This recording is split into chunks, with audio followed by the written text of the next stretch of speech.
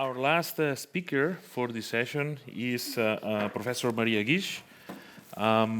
Maria, she has quite an extensive CV of research states, right? So she has a very interdisciplinary background, right? So she got her PhD from university, I guess it's Autonomous University of Barcelona. She was working with Professor Albert Mercochis at the Catalan Institute of Nanoscience and Nanotechnology, but also she did research stays at the EMPA in Switzerland and the University of California, San Diego, with Professor Joe Wang, who is one of the fathers of the field of microrobotics.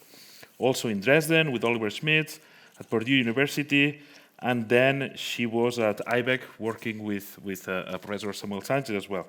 And now she's in a Ramon y Cajal tenure track position at the University of Barcelona, working on miniaturizing these muscle-based hybrid robots, integrating biofabrication and microfluidics. So very exciting topic. So please let's welcome her. Well, thank you, Abdon, for this very nice introduction. And just to say, I already talked to Samuel. There will be no overlapping with the slides. And I really want you to convey some clear messages because I have some more time. I have more time because I have excellent introductions to the topic. So we don't have to get stopped in unnecessary, not now because you know what is a robot, but hopefully this works. And now I have no computer, huh? I just have this. So that is the next button, no? I do back? I can do back. Mira, now. Very good. Okay. So this could seem like an unnecessary slide. It is not, I tell you. So the thing is, we already talked a lot about, here I don't have to get a lot into the monitoring, let's say, aspect, because you already know what automation is and what simulations stand for to understand these systems. But I want to make it very clear that when you have to create this robot, especially in the nano and the micro scale, you need to go by these three main blocks. And Samuel and Catherine know that very well, that first of all, you need to design it and create it. One thing is imagining a micro robot. It's not the same as working with macro robots. We have sensors, we have the materials, the technology is extensively explored. So here the rules change. Everything it's much smaller. As Samuel was saying, we are playing at low Reynolds number. That means we have to overcome by asymmetry and by using some catalytic reactions, some things. That's why I put these very simple but very clear images of how these robots can be. And then also this 3D printing, which can be crucial on the field of living robotics. Today I will focus on that. And Samuel explained you very well why this is useful for application. I will tell you why we are killing ourselves to use cells instead of using synthetic materials that are supposed to be much easier. Then we have the actuation. So after we have imagined the robot and we have it under our microscopes, it's how I do make it move, how I decide when it's going to start moving. Right? This is the actuation, basically. And then there is the monitoring. And I put these hands because you know that it's very important to know where your robot is. Well, here there is another challenge coming on. That it is that these robots are going to interact with cells, are going to interact with living entities. So we don't just need the information, the external feedback of where this robot is, but the internal feedback of what this robot is feeling. And some of you probably are acknowledged with haptics, so this is important to be implemented. I'm not saying this is already there, but to keep it in mind in future robotic platforms. So the first thing, and here I will not go on why hydrogen peroxide that have been used, platinum, you know, this is the Janus God. I just want to go for the fabrication methods. And I can actually do that because Samuel already introduced you why we need to propose them. The first method is and for you to have an idea of how we actually create them, and you will see that there's a lot of alignment with the previous talks we had these days. So the first one is the strain engineering, and that stands by basically, it is the strain you create when deposit different nanomembranes with different crystal growth in the clean room. So, and below that, you have a layer that you dissolve, and after you dissolve this layer, this strain provokes the structures to self-assemble. we are at such small scales that we need the things to self-organize. We cannot go one by one. So we don't have this power, and for that, we have to come up with new ideas. Then there's electrodeposition. It is just the same way to have a confined structure where the catalyst is just inside that tube, and that's very useful. You've seen it before. By the way, this kind of movement that Catherine showed her in her really nice nano micro robots, it's called bubble recoil for a reason, because it's because of the bubbles, but you have other methods like self-diffusive phoresis or other mechanisms. Then there's the sputtering, deposition, and then there's a whole new world, which is the nanoscribe. So that's giving us a lot of play ground to create new structures and to create especially what's the magnetic robot. So now we have seen how they can be fabricated and how they look more or less. I haven't gone in which materials can be used. I just went on which shapes and how we can create them. Then we have the actuation. Again, I will not go a lot on there, but I just want to make a point that one of the ideal cases that there are in the field is the one that Samuel actually presented to you, which are the nanobots for bladder cancer. Why? Because the fuel is already in your body. Because otherwise you have to go to other physical sources like light, magnetic, electric fields, all of that. But I want you to go home knowing that what we are seeking in our field is to have a spatio-temporal control. I need control in space and in time. I need to control when I want my robot to start moving, and I need control of where it is in every moment, right? So this is, you will see which kind of problems that arises with living robots. And finally, here there is one example of the work that I was doing when I was at Purdue, and for you to glimpse how challenging this is and how simple we have to go to actually have control over these robotic systems. You see that I'm not even going on why they move. It's just to have this control. So in that case, we were using vision-based methods. We have this color-based system just to make it less computational expensive. And then what we did is to give real-time information to the end user of this robot to manipulate this cell. So be kind to me, this is a cell, right? And the idea is like that we wanted to have like this real information or to provide to the person who's actually moving this robot how hard it was going to this little piece that it was supposed to be a cell. So you will see that when it's pushing too hard, it's going to red. The numbers below. You have in real time all the force that is happening in every moment. And simply because there's a spring that you will see again, you already seen in Samuel's case, that is super useful to create force sensors. Why? Because we have a deflection. If I do the proper calibration, I know which is the deflection depending on the force that I'm imposing in every moment. Right? So after I have that, I can do this, and it was not on me, I was on the PhD students. Again, I'm chemist, I'm like Samuel, I have extensive experience in clean room facilities and in design, but not in vision-based systems or in control. So that was really a huge work effort. And up there, you can see that what's happened when we go much smaller. So the microhélices you see right there, they're about 50 microns, similarly to the size of yours, right, Catherine? I think like 50, 10? Something like this. Then we have the challenge of how we really implement the color in these very little guys, right? Because the first one I show you is 600, so then we did report a work where we were working with the structural coloration. So basically what you can see in the butterflies or some other animals of these bright colors, we did that with microfabrication, and we achieved to have color and to locate the robot very specifically.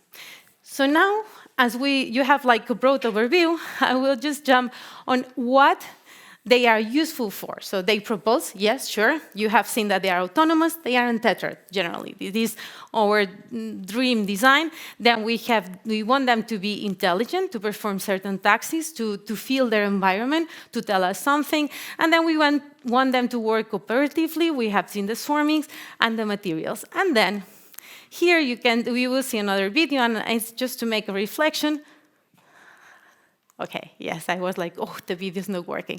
No, just that there are some little things that I forgot on the way. Okay? Yeah, video's not working. Let's hope the next one is working. Yeah, fine. Okay, so this I will skip. The previous one, it was just one single robot moving, but it was me behind changing the magnet to say when it had to change the directionality. So actually, is that a robot? No, that's not a robot. That's why the community started coming up with new names like microswimmers, micromotors. So there is a bit of mismatch on how much this control over these little entities have. We don't have much yet, unfortunately, but that's what we are looking for. And this kind of biohybrid robots, especially the ones which are enzymatic, we can say that there's a certain degree of control because you have the taxes. That is what they are checking in Samo's group, and they found out that there are some insights in there. So it's not only about always seeing and moving that single entity, but on imposing conditions that allow them to move somewhere. So after explaining which are the biohybrid robots, I will jump to the living robots. And what are the difference? Because biohybrid, it looks like biological and synthetic, why you call them living. Well, when we construct those, the minimal entity that we are using is the cell, right? So we have to come from that. And the cell, it could be a sperm or it could be bacteria, but you will not see here DNA or other macromolecules or proteins. So here we are working with units which they can evolve, they have certain communication, and they have to grow and differentiate up to a certain point. They are generally into a compliant structure, which has to be adaptive. And here I want to make a point. If you print your cells and you leave and them stand alone, in a couple of hours, or let's say in half a day, you will have a ball of cells. They will not differentiate as you want, and I'm sure that Danny probably have seen that this is happening, that they get detached, you have some problems. So you have to account on how are you going to have mechanical stability over your system. It's not just about having cells, it's about having them functional and stable over time. And finally, we have what the robot is doing, and just make you a reminder that a simple arm doing that, it's a robot, at least in our field. So this is the state of the advancements that we can do. And then I will jump here to a small overview that we did, and I want to make a point on the fact that, and I will do 2 slides, right? Top-down and bottom-up fabrications, and you will see that we will see the cyborgs or bionic systems, and we will see the tissue-based biohybrid robots. These are the ones I'm going to focus today, right? These are the ones I will give you some overview. And now I go to the why. Why are we killing ourselves to put something alive in a robot if we can simply take materials which are very advanced? Well, the first thing is the adaptability. And adaptability, it's not just about controlling how it can be squeezed through a small space, or how it can move faster if it feels that there's a predator nearby. In that specific case, and especially the cell, the muscle-based ones, we are talking about bringing your robots to the gym. This is the adaptability. The more you train them, the stronger they get. And what does it mean in our field? It means that the properties of the robot that we are constructing just today are going to be different from the robot that we will have in 2 weeks. And this is crucial, but because we are talking about evolution systems which are evolving by themselves. But for that, we have to provide the conditions to do so. Then we have the self-healing and self-organization. And let me do another point on self-organization. Here it comes the point of emerging properties. And that means that sometimes we have surprises with the cells. Depending on the conditions you provide, they can have behaviors that you don't expect, and you will see some of them today. So properties which are quite amazing. So one of them, and I will go very fast here, are the top-down fabrication. So basically, I take an animal which is performing pretty well. In that case, I thought that it was really interesting for the underwater bio-inspired systems. It is from Nicole Shu, and basically, they put this device, which has sensors and some stimulators, inside a real jellyfish, and that makes the jellyfish not only going to where you want, but swimming better than it would do alone, or at least in a more directional manner. And then we have other kind of these bionic systems, which are the cockroach. They are amazing for exploration. Honestly, I don't like them much because of the ethical issues, and I'm honest, and that's why I'm working with the muscle-based ones.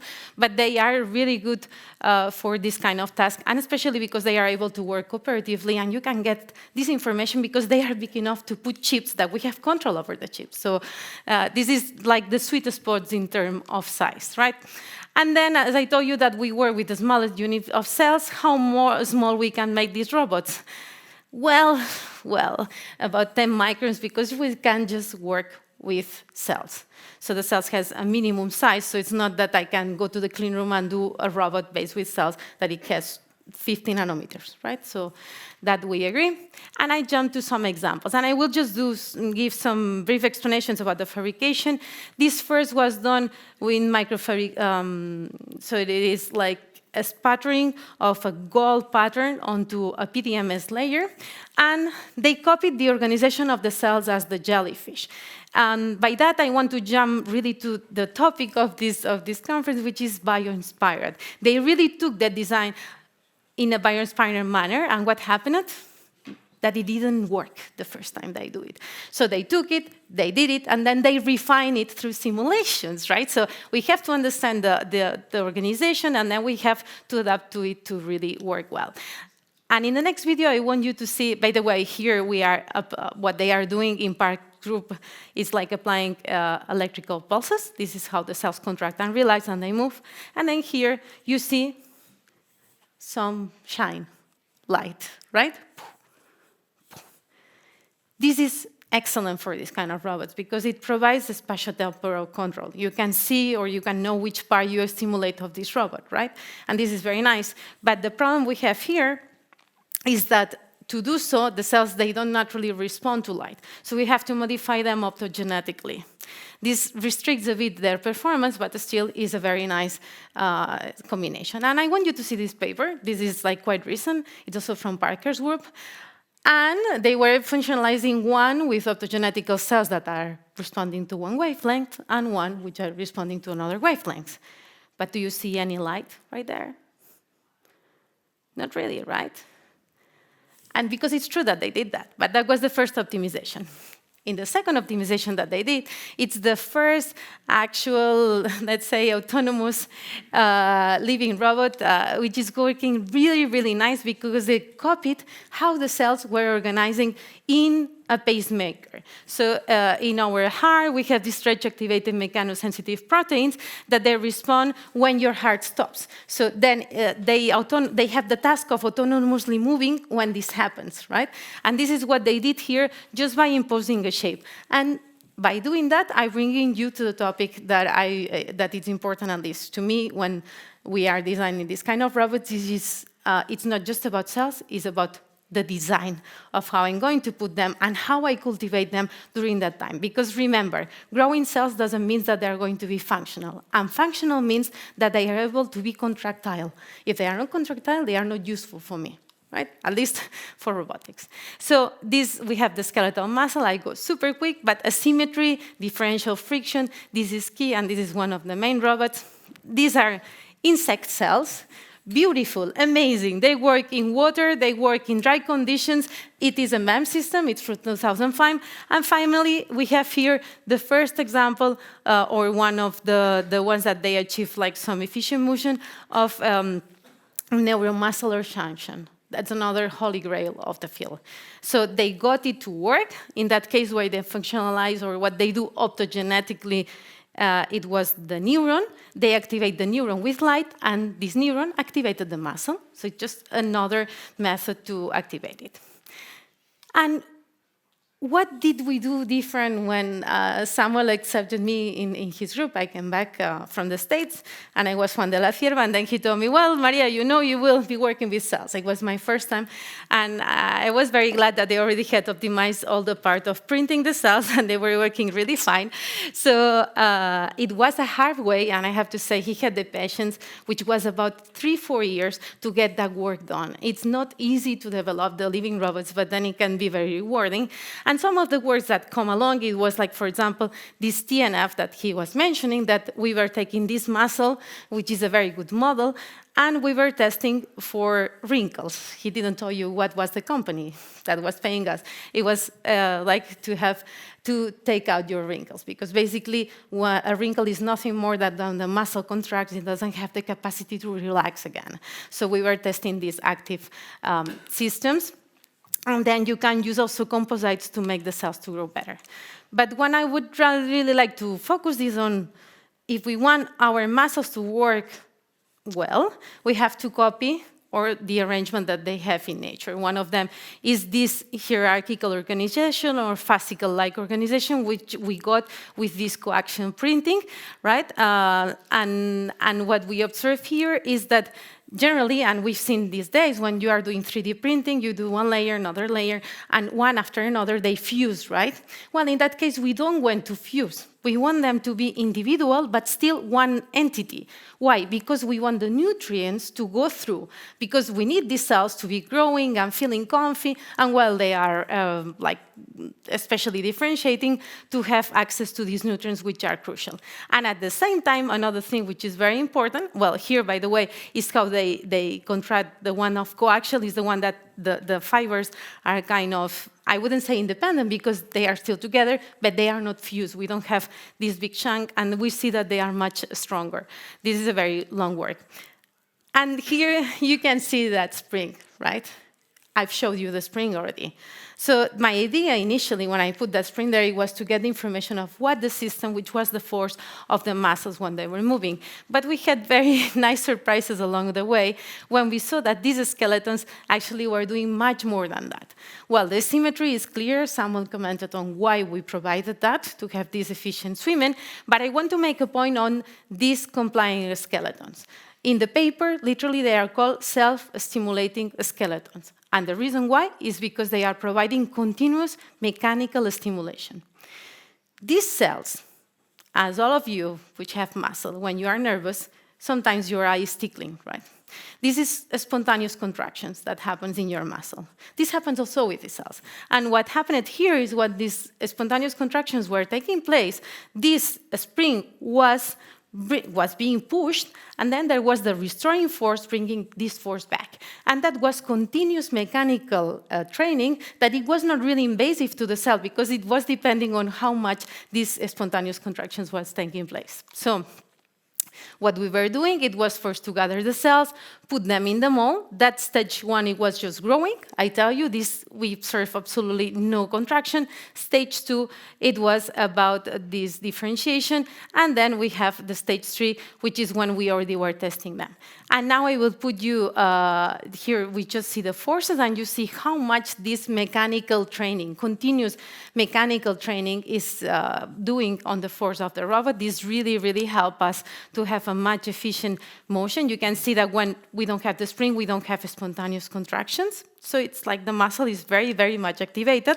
And we see here how you actually create the robot. Literally, that's the process we were doing, taking shots of each step. Printing, taking the cells, putting them in the mold. You will see that here the hydrogel is already ready. We are putting them in the mold.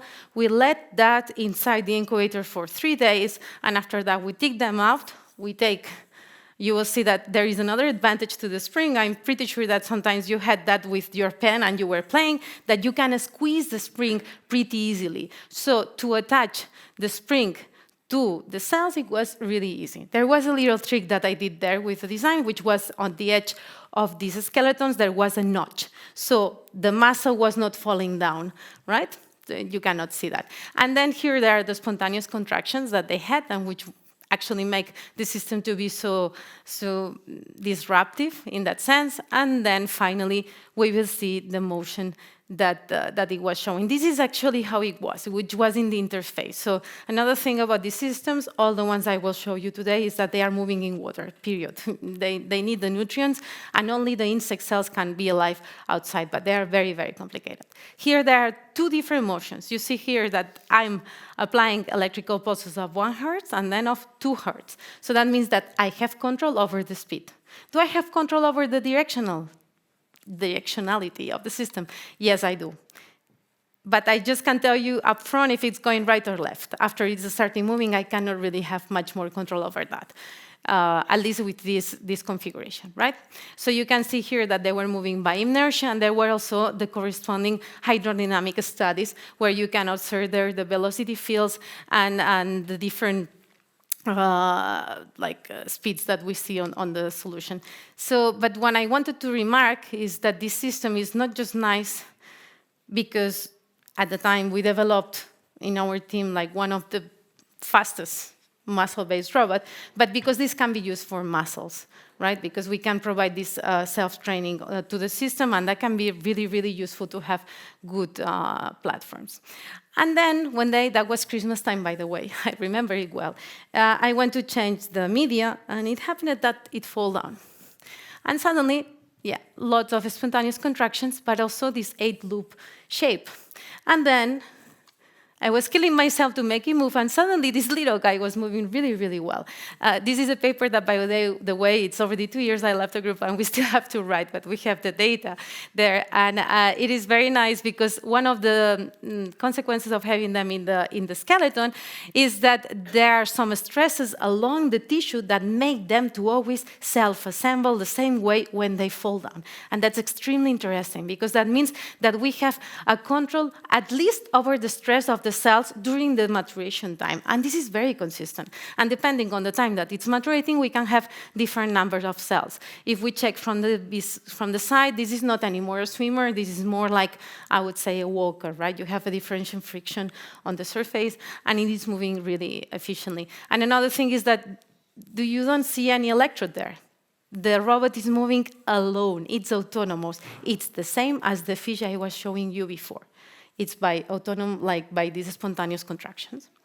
And then, having shown that to you, which is like a brief view of the actuation and the control, I just wanted to put these two for you to see a bit what else had been done in the field, a part of what Samuel was showing you of our recently published paper, which was this one. Because I wanted to, at least it's not just about showing you what is in the field. I want you to go home knowing which are the challenges that we are facing daily with these systems. So mostly one of them is like we are kind of on the sweet spot, the mesoscale. The centimeter scale, it works pretty fine. But as soon as you want to go bigger, to scale them up, you have to have the vascularization.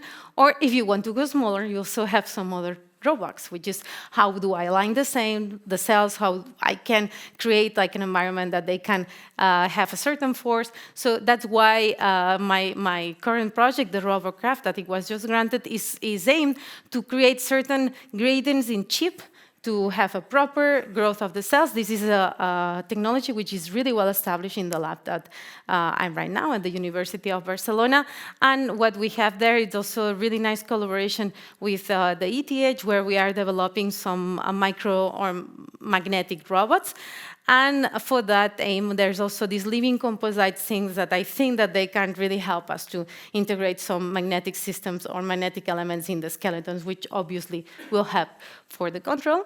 And then there's another example of the work that we do there. That's another European project. We are doing a blood clot in a chip. And you can tell me, why? What's the need for that? So that's towards personalized medicine. If you ever have an ictus, unfortunately, you will be probably in a short time again in the hospital. So this never happens once. It happens more than once. And the second time you have the ictus, this blood clot is not that big. It cannot be generally mechanically removed. It's going to be smaller. So the best it would be if you can create with your very same blood, one clot, which is about that size, and kind of optimize a drug screening, right? So how much, which is the best drug for your case and which is the best dose in case you come back to the hospital, right? So that's the aim of doing these blood clots in the systems. And also, just I think that this could be of your interest for, we have this technology to do gradients and to have optimization or these compositional libraries. This is for solar cells, okay? So that these lab-on-a-chip systems we have seen yesterday was amazing, your talk. There's so much potential for so many things, and I really hope that they are helping on developing those. And then challenge 2, it's about design. I will not discover anything. There's a group which did in 2020, was super nice. It was the first time that they treat these living robots as pixels, active and passive pixels. I put them in a neuronal network, tell me which is the organization of such elements to be more efficient when they are moved. So they did so, but honestly, I really think that the fabrication is a bit rusty. So I think we can really improve that.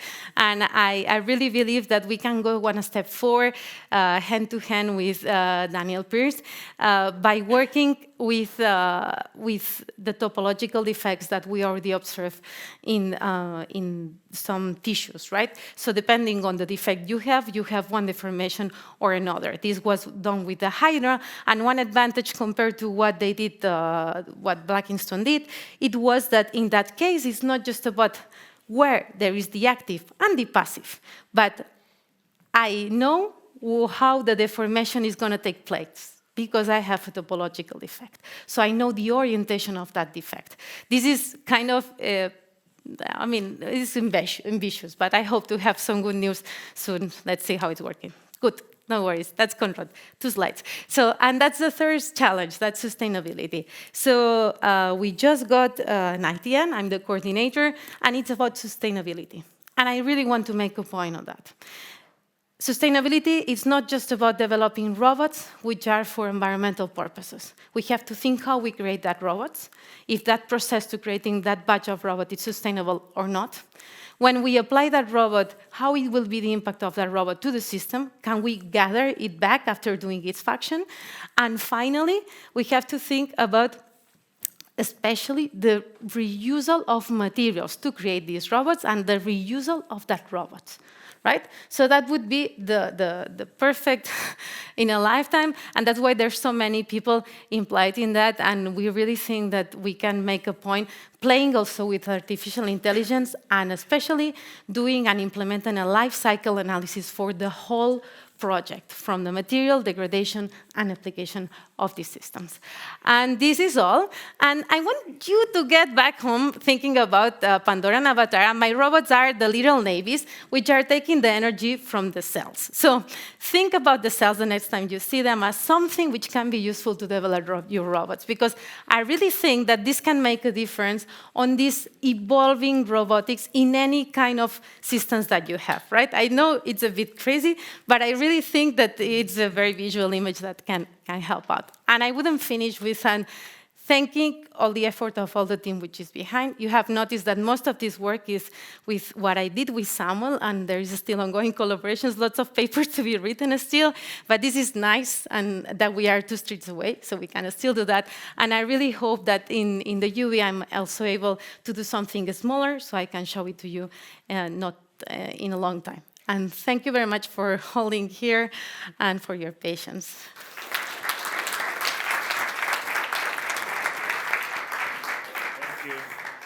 Thank you very much, Maria. Do we have questions from the room? Yeah, we have Danny and Fabrizio.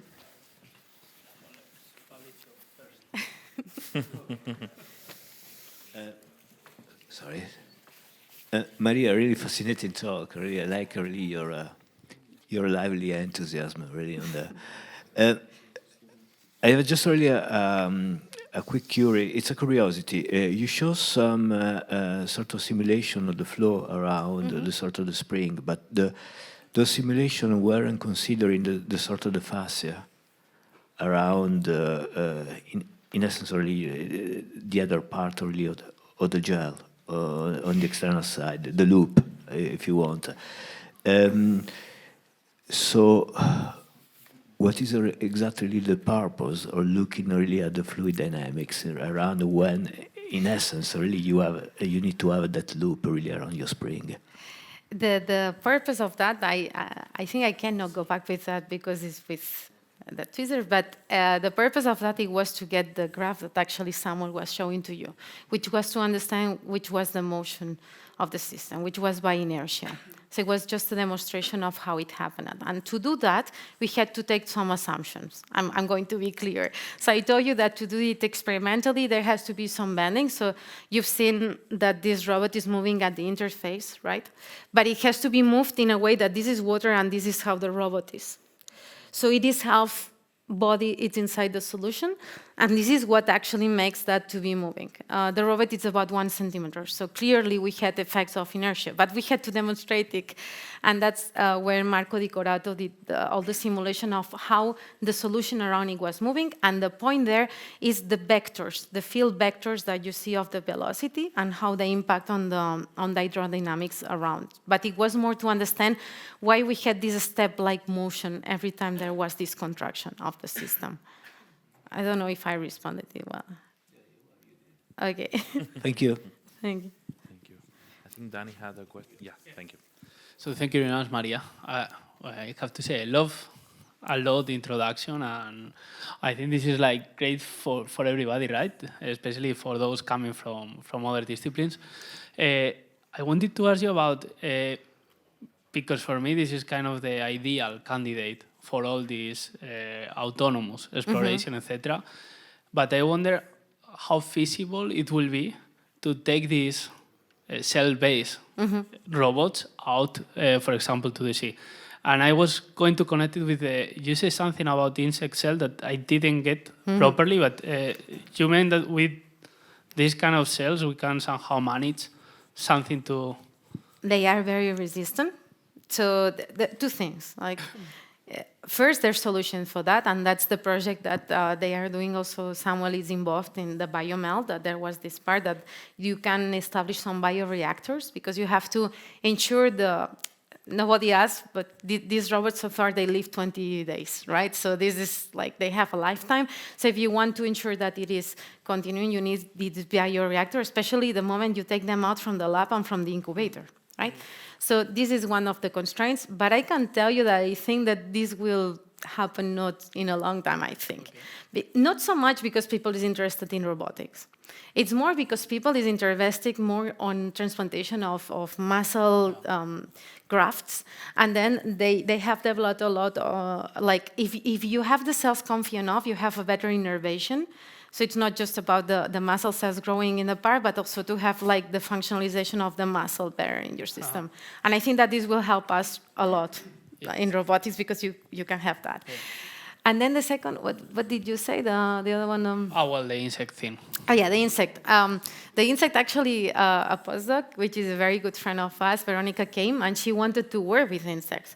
It seems like an amazing work. But the question, when you see that, is like, how it comes that there's only one group in Japan which is working with that? Only one group.